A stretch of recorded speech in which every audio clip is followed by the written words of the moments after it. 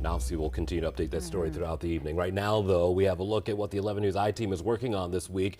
When we heard from two viewers who said that they were victims of Medicare fraud, and the I-Team, they started looking into it. Yeah, I-Team reporter Tolly Taylor talked to those viewers and called the companies as well. He's joining us now live. Tolly, the story's really had a big response. Yeah, hi Ashley and Jason. Right, so a lot of people are reaching out saying that this has happened to them. So to quickly sum it up, people are getting COVID tests in the mail that they say they never ordered. And when they check with Medicare, they learn that Medicare has paid for all of them.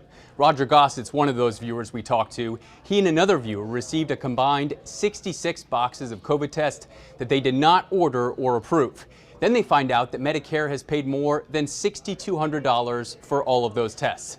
And while they're not paying for them directly, it's all taxpayer money. The I-Team talked to an expert at the Maryland Department of Aging about this scam. Anytime someone is able to take advantage of an individual or the system, they will. So Medicare is aware, they're investigating. What we try to do is to educate the consumers, let them know that never give out their information, never provide their Medicare or Medicaid numbers. Eloise Main says that there were 40 complaints statewide about this issue, but that was as of last week when I talked to her. Yeah, so Tolly, you're thinking that number is going to increase now?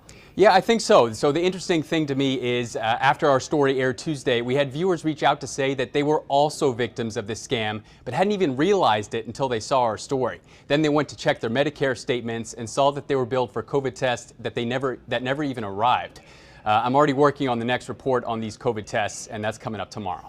Wow. All right. Yeah, very interesting, Tolly. Thank you. And you can find Tolly's full reporting from Tuesday right now on the WBAL TV app.